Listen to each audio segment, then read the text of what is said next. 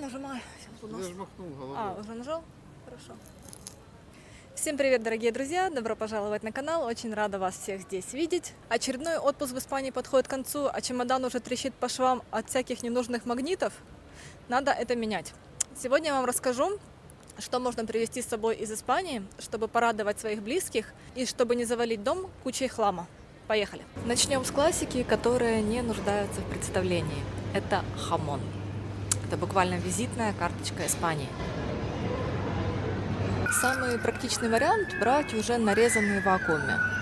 Но в принципе практически в любом супермаркете вам запакуют свежайший хамон прямо за прилавком.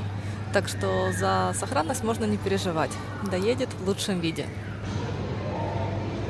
Ну, а для самых отчаянных есть вариант тяжелой артиллерии – привезти домой целую ногу. Правда, будьте готовы к тому, что придется докупить приоритетную посадку или даже отдельный чемодан. И плюс не забудьте обязательно захватить с собой специальный нож для нарезки. Без него хамон превратится в мучение, а не в гастрономическое удовольствие. Кстати, про то, чем отличается хамон за 20 евро и за 500 евро, и как его правильно выбирать, я рассказала в одном из предыдущих видео, ссылочку оставлю в описании. Второе место, и тут без сюрпризов, вино. В стране, где вино порой дешевле воды, просто преступно не устроить себе дегустацию прямо перед покупкой. Один важный момент. На юге Испании в основном делают сухие и полусухие вина. Спасибо нашему климату и сортам винограда, которые тут произрастают. Но если вы тоскуете по чему-то чуть более мягкому, у меня есть свой фаворит.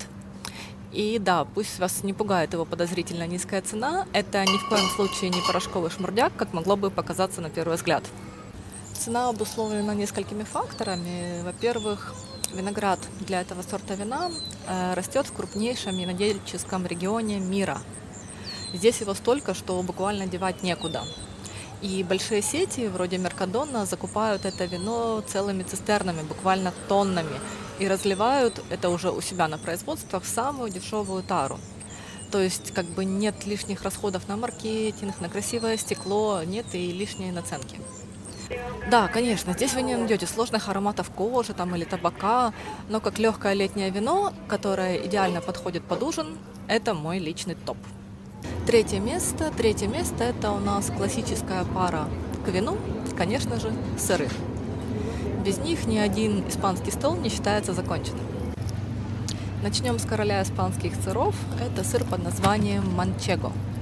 Это настоящая визитная карточка страны.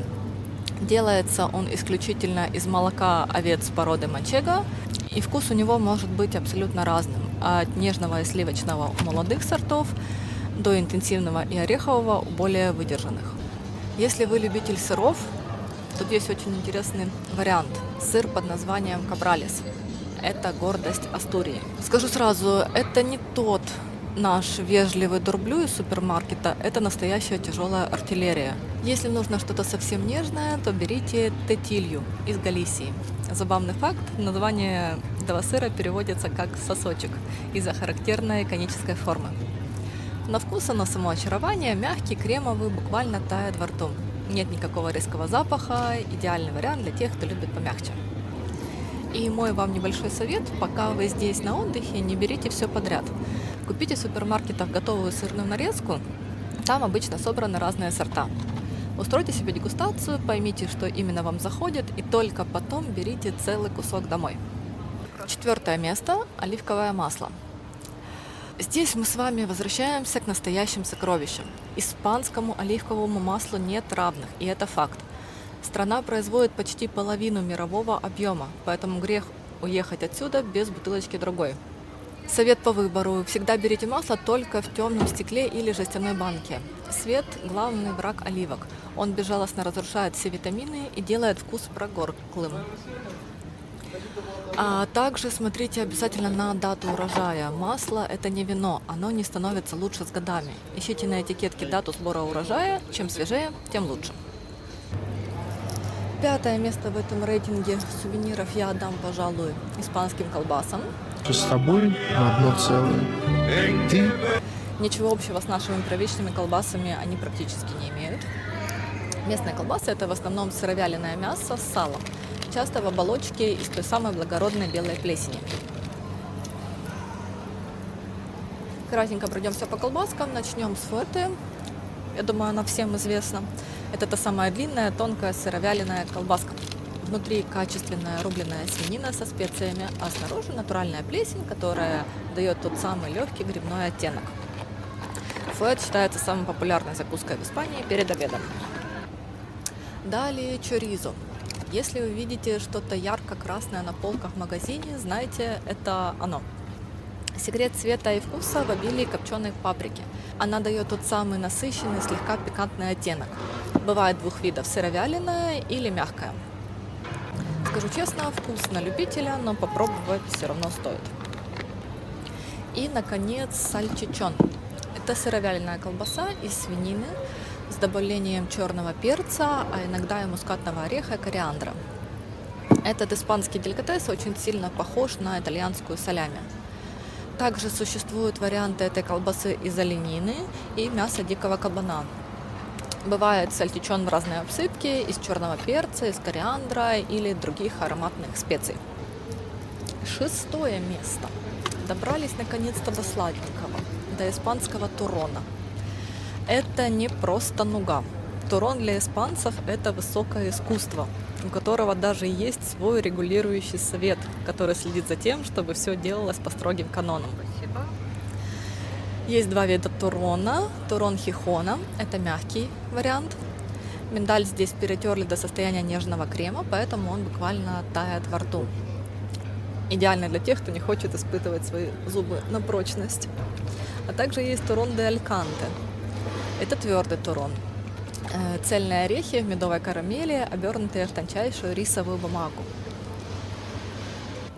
И 7-е место в нашем гастрономическом туре я отдам испанским специям.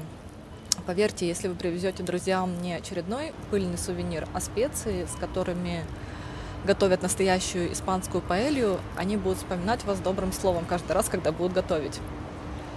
Шафран, копченая паприка, ароматный розмарин или другие готовые наборы для рыбы и овощей – это все есть в любом супермаркете. Это самый простой способ привезти домой частичку Испании, которую можно буквально распробовать на вкус, да, и места в багаже она особо много не займет. Что мы все о еде да еде? Давайте еще пройдемся по обычным стандартным сувенирам, несъедобным. И первое, что я бы посоветовала привезти из Испании, это испанский веер. Да, это классика, но в Испании роспись вееров – это целое искусство, а самые крутые экземпляры делают вручную. Цены от 5 до 50 евро, тут уж как ваша щедрость позволит. Второе – это изделия из пробкового дерева. Современные испанские дизайнеры активно используют пробку как экологичную альтернативу коже. Материал очень легкий, бархатистый на ощупь и не боится влаги. Такие вещи служат годами, их можно мыть мыльной водой, и они со временем красиво стареют, приобретая уникальный оттенок. Третье – кожа. Кожа. Кошельки, ремни, сумки, обувь. Испанская кожа – это не просто материал, это мягкость и износостойкость, которые передаются в семьях как реликвии. Если хотите подарок, который прослужит годы, берите что-то кожаное. А теперь внимание! Знаете, как называется самый-самый испанский сувенир, о котором вы не прочитаете ни в одном путеводителе? Запомните это название – Плато Райадор – тарелка-терка. Именно в таких тарелках с зубчиками на дне испанцы натирают помидоры, чтобы намазать их на хлеб. Впрочем, такая терка сойдет и для сыра, и для чеснока, и для орехов, и вообще как такой интересный сувенирчик с испанской душой. В конце концов, лучший подарок и себе, и близким – это те эмоции и вкусы, которые вы привезете с собой из отпуска. И намного приятнее будет разделить их с близкими за бокалом хорошего вина, чем какой-то банальный магнитик с полки магазина. А на этом у меня все, ребят. Всем пока-пока. До новых встреч. Была рада вас видеть. Люблю, целую.